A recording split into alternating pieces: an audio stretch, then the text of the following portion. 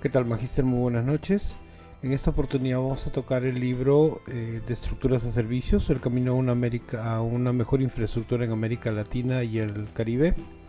Este libro básicamente se centra en los servicios de infraestructura que los consumidores necesitan y demandan, pero que a menudo se ven eclipsados por la atención que brindan a las estructuras de hormigón y acero. Basta con considerar, por ejemplo, el acceso al agua. Los consumidores tienen la necesidad de contar con plantas de tratamiento y tuberías para transportar el agua a sus hogares. Sin embargo, lo que realmente quieren es poder abrir el grifo en cualquier momento, día o noche, y tener agua potable limpia. Estoy citando la parte de introducción del capítulo 1, los servicios y el lado olvidado de la infraestructura, para poder iniciar esta primera parte.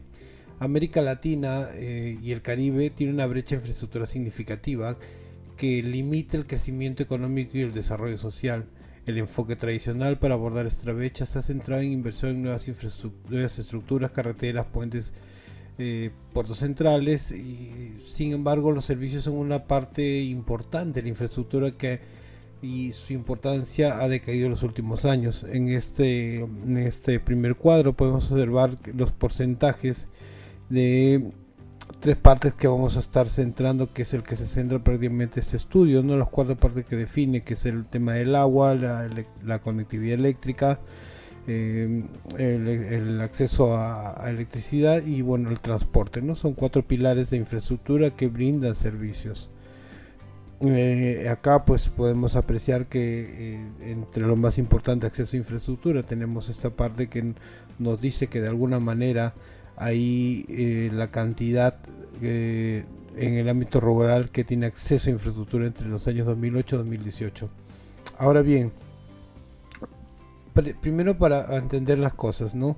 Los servicios son actividades económicas que no producen bienes intangibles. Incluyen como servicios como agua, electricidad, transporte y telecomunicaciones. Sin embargo, estos son muy importantes porque cumplen un papel fundamental dentro de la economía y la sociedad, ayudan a mejorar la productividad, competitividad y el bienestar de las personas. Ahora bien, esta brecha tiene en América Latina es de manera muy significativa, lo cual hace que se vea afectado, ¿no? La pandemia de alguna manera hizo un proceso de ralentización en el cual la población se vio afectada para obtener el acceso a esta información, a estos servicios. Y como dice, ¿no? La idea es de que tengas el bien, lo tengas a la mano, ¿no? Entonces, parte de esto es que se ha ralentizado el trabajo un poco, porque de manera que esto tiene que mejorar, ¿correcto? Acá volvemos a enfocarnos en estos cuatro. Ahora bien, ¿cuáles son los factores que han colaborado, que han contribuido a la brecha de servicios? Primero, vamos a ver que en el primer cuadro superior izquierda, la desigualdad de ingresos, ¿no? Esta desigualdad de ingresos limita el acceso de la persona a los servicios y a la persona de bajo ingreso que tienen menos capacidad de pagarlos. Esto nos da un reflejo de lo que constituye este factor que está aumentando la brecha. El segundo es definitivamente pues la pobreza, ¿no? Que limita obviamente el acceso a los servicios, ya que las personas no pueden pagarlo. En un tercer lugar tenemos el tema de las regulaciones, ¿no? La eficiencia de las regulaciones. Esto ha hecho que en las malas regulaciones y en el caso también los costos de ineficiencia han hecho que estas gestiones hagan que los servicios y tengan precios elevados, también sean de baja calidad y por obvias razones también tengan una parte en la falta de acceso, ¿no? Ahora bien, ¿cómo podemos obviamente cerrar esta brecha de ese acceso de servicios? Bueno, obviamente para poder cerrarlo, lo primero que tenemos que tener es cambios en la política de ingresos y redistribución de la riqueza, ¿no? Acá en el primer gráfico en la parte superior izquierda tenemos que entender que esta redistribución de la economía, esta mejora de los ingresos, estas políticas y esta redistribución va a ayudar a que mejore y se vaya cerrando el tema de la pobreza en la desigualdad y la pobreza, lo que aumentaría acceso a los servicios. Esto, como vamos a ver en las conclusiones, no se produce mágicamente. Tiene que haber un proceso que de aquí se va a ver en las conclusiones. Ahora, el punto 2 es obviamente mejoras en la reforma total de las regulaciones, ¿no? Estas pueden ayudar a garantizar que las personas tengan acceso a estos servicios de agua potable, infraestructura, transporte, electricidad y bueno, el internet, ¿no? Acá bastante ojo con el tema de la mejora de la tecnología, porque esto es lo que está haciendo de que se avance en cuantiosas cosas. Y en tercer lugar, pues en la mejora de la gestión, ¿no? La mejora de la gestión de los servicios pueden ayudar a reducir los precios, mejorar la calidad y aumentar el acceso. Esto de manera general para entrar en contexto en este primer capítulo de los servicios, el lado olvidado de la infraestructura. A continuación mi compañera con el tema número 2. Ahora vamos a hablar acerca del punto número 2, que habla sobre una mayor y más eficiente inversión en infraestructura. Los estudios especializados más influyentes estiman que la necesidad de inversión anual se sitúa entre el 4 y 7% del PBI. No obstante, se invirtió menos de lo que debería, y entre el 2008 y 2017 los países de la región invirtieron en promedio 2,8 del PBI en infraestructura, es decir, 2,3 en el sector público y 0,5 en el privado. Y eso está muy por debajo de otras economías emergentes. Mientras que en algunos países se invierten montos significativos, como por ejemplo en Belice, Bolivia, Nicaragua y Perú, las economías más grandes como Argentina, Brasil y México invierten muy por debajo. Siguiendo con la presentación, ahora vamos a hablar acerca de la eficiencia en la inversión. Resulta entonces evidente que América Latina y el Caribe debe invertir más en infraestructura, pero tomando en cuenta que invierte poco, deberían aumentar la eficiencia de los recursos que asignan a la inversión en infraestructura. Según las estimaciones que se presentan en este capítulo, la eficiencia de la producción de infraestructura pública en la región debe aumentar un 35%. En pocas palabras, esto significa que la región podría construir un 35% más de estructuras sin gastar ni un centavo más de fondos públicos. Invertir más y mejor en infraestructura, como vemos en la siguiente lámina, requiere un sector público más eficiente que pueda optimizar el ciclo de proyecto y atraer al sector privado cuando éste genere valor agregado.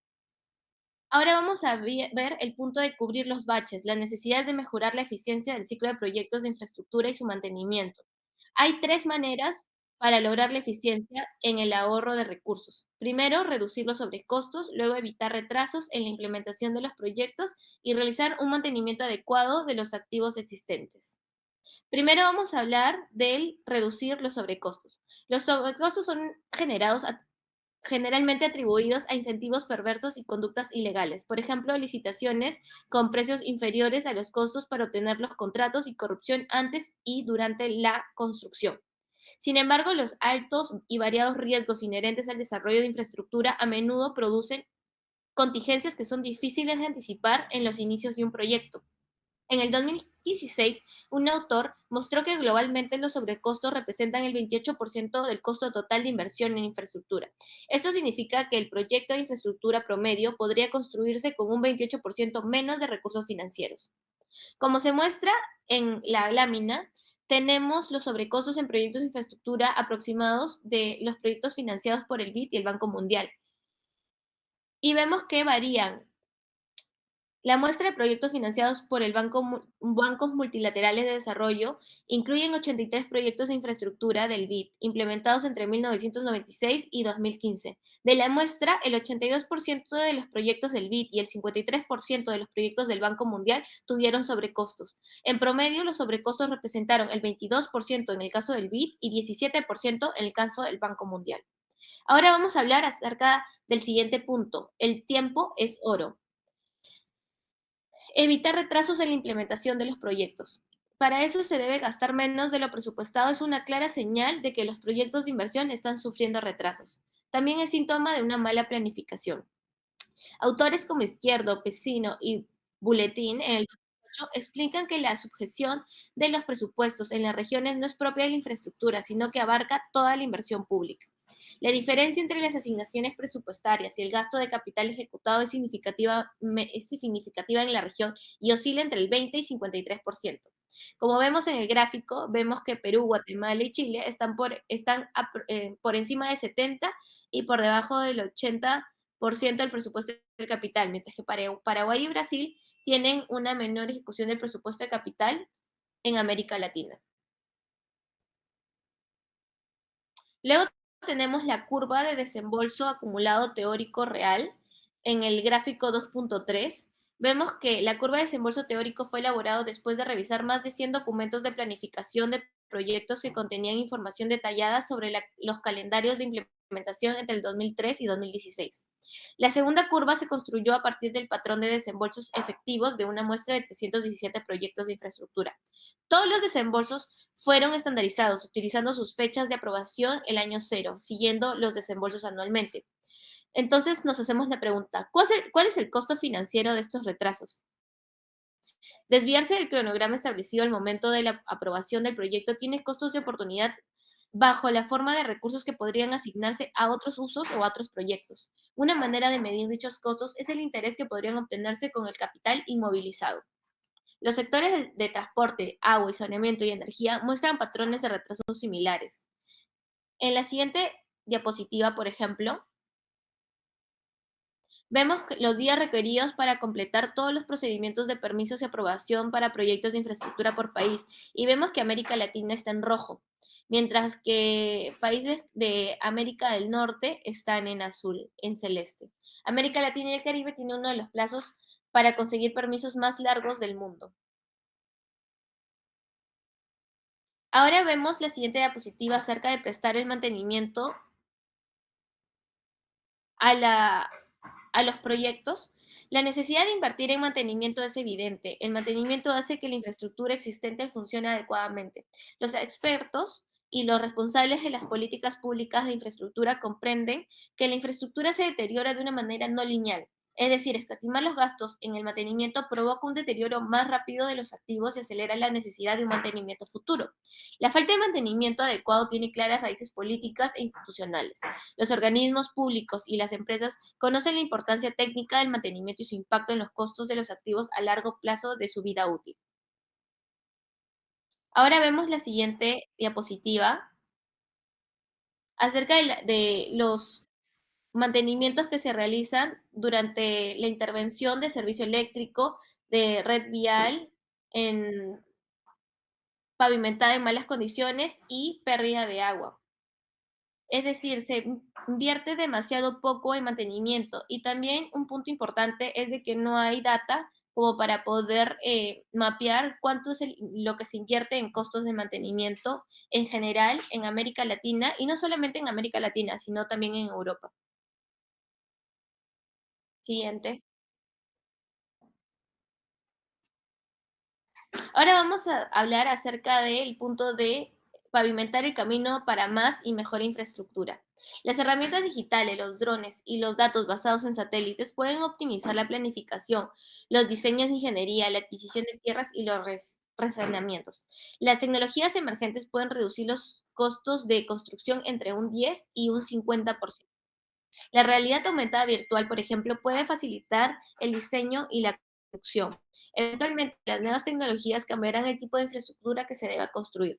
Tomados en su conjunto, los beneficios estimados de un gasto público más eficiente por la reducción de sobrecostos y los retrasos entre 25 y 10% respectivamente, representan el 35% de la inversión pública en infraestructura en la región. La inversión pública en América Latina y el Caribe entre el 2008 y 2017 ascendió a un 2,3% del PBI al año, pero dada la eficiencia predominante del nivel de inversión equivale a invertir un 1,65% del PBI sin ineficiencias, es decir, 0,65% del PBI se pierde debido a ineficiencias en la producción de activos de infraestructura. A continuación, hablaremos sobre la nueva cara del financiamiento. En ese sentido, la infraestructura es financiada por numerosos actores: gobiernos, empresas de propiedad estatal, bancos, empresas privadas, incluidas las proveedoras de servicios públicos, entidades multinacionales y fondos de inversión. Estos actores tienen diferentes estructuras de gobernanza y estas estructuras cumplen un papel fundamental para determinar la calidad del servicio. Tradicionalmente, los grandes proyectos de infraestructura han sido financiados por gobiernos.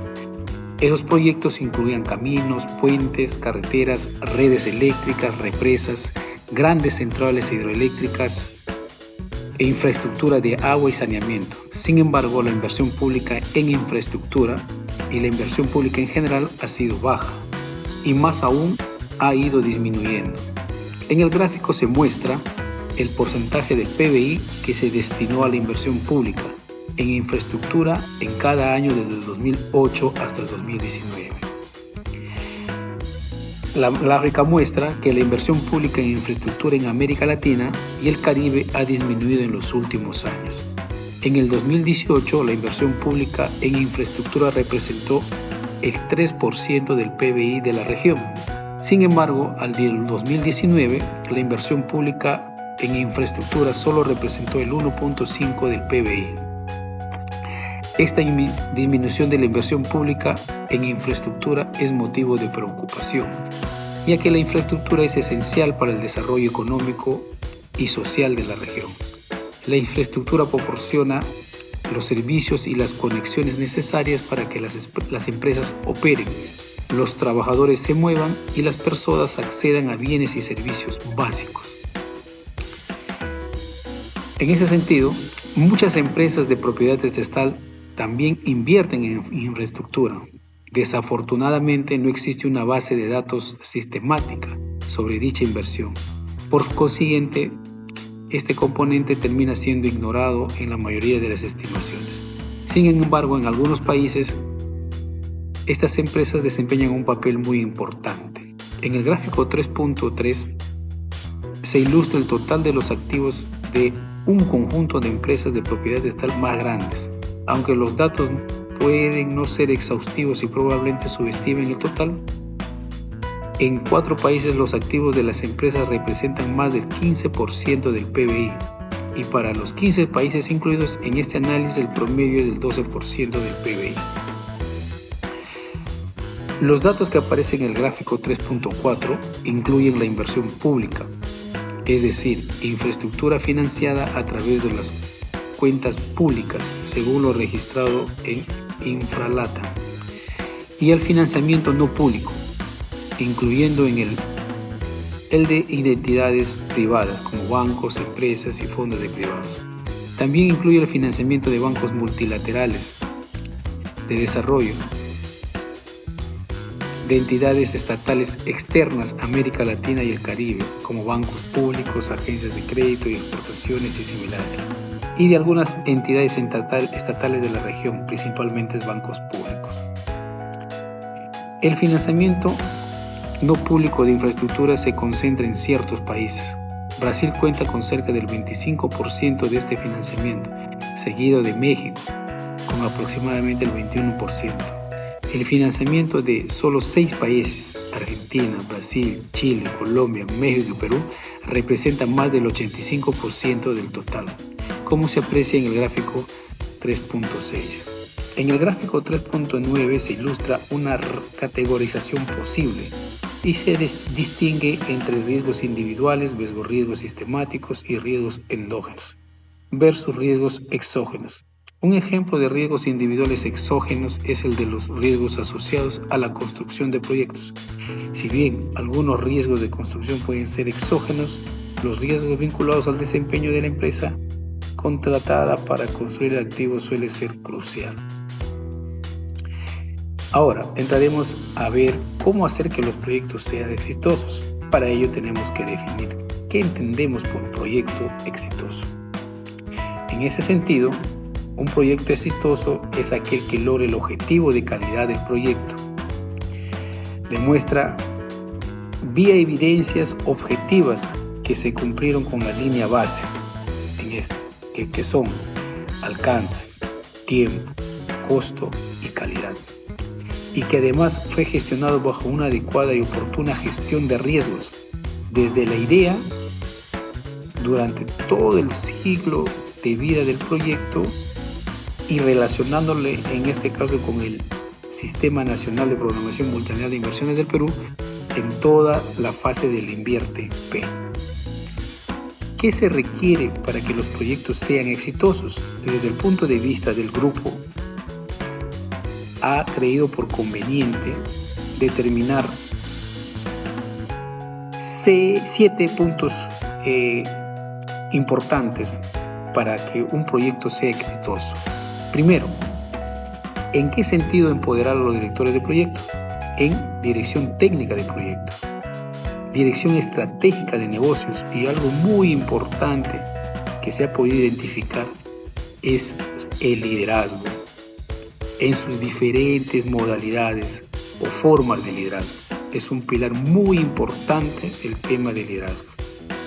Otro punto importante que hemos creído precisar para que los proyectos tengan éxitos es la gestión de la calidad de los proyectos, relacionándole con el INVIERTE-P en todas sus fases del proyecto. Eso es muy importante. Una buena gestión del proyecto desde la etapa de planificación hasta el cierre del proyecto. Otro punto importante es la participación activa de los stakeholders, tanto stakeholders internos como los externos, estén a favor o en contra de los proyectos. Eso es muy importante, que el director de proyectos tenga liderazgo sobre los stakeholders. Es crucial. Otro punto importante es el seguimiento y la evaluación permanente de los proyectos para hacer un ciclo de retroalimentación y mejora continua. Si bien es cierto, los proyectos son temporales, pero las lecciones aprendidas quedan y se puede hacer un círculo, una retroalimentación de mejora continua. Otro punto importante es fortalecer a los funcionarios y servidores públicos en competencias de dirección de proyectos. Cuando decimos fortalecer a los funcionarios y servidores públicos, son a los funcionarios que trabajan directamente en todo el Sistema Nacional de Planificación y Gestión de las Inversiones en el Perú. Básicamente eso es lo que hemos querido aportar en el trabajo. Muchísimas gracias. Finalmente, como conclusión y del grupo y de cómo tener proyectos exitosos, debemos considerar algunos puntos, entre ellos de que eventualmente la mejora de las estructuras en América Latina, esto de la mano de la innovación tecnológica, nos va a dar mejor calidad de acceso a nuestros servicios. Esto de acuerdo también, como ya se ha podido apreciar en algunas conclusiones de cómo cerrar estas brechas, ¿no? Otro de los puntos de cómo mejorar nuestros proyectos es definitivamente considerar el cambio climático como un estándar dentro de todos los proyectos que realizamos. Todas nuestras estructuras deben estar orientadas a mejorar nuestro estatus de vida. Para esto de la mano de considerar el cambio climático y a raíz de qué cosa lo estamos haciendo, ¿no? Básicamente con energías renovables, considerar paneles solares, utilizar hidroeléctricas, ¿no? Utilizando agua naturales, ¿no? Cosas que nos puedan servir de alguna manera para mejorar todo lo que no son nuestra industria, sobre todo. Otro factor que nos va a ayudar a mejorar esto es definitivamente descarbonizando nuestra economía, ¿no? Retirar el factor del carbono de nuestra economía acá en América Latina va a hacer que de alguna manera tengamos proyectos más exitosos en base a lo que hemos revisado en este artículo, en estos 3 capítulos 1, 2 y 3. Otros factores también para lograr lo que básicamente hemos visto en lo anterior es, bueno, voy a citar, generación mediante fuentes renovables, lo mencioné hacia atrás, la electrificación masiva de actividades, importante, y el impulso al transporte público y no motorizado y la reforestación de ecosistemas. Estos 4 factores ayudan a descarbonizar un poco nuestra economía. Finalmente, como muestra para un ejemplo de todo lo que hemos podido revisar, es de que un 5% que se invierta en un proyecto millonario es mucho dinero, pero este dinero, esta inversión es muy poca, considerando que el 35% es lo que se va a gastar por un proyecto que ha salido malo, o es un proyecto que está caído o está estancado. Y de esta manera llegamos al fin del análisis de estos 3 capítulos primeros, 1, 2 y 3, sobre básicamente la de estructuras a servicios en América Latina y el Caribe. Muchas gracias.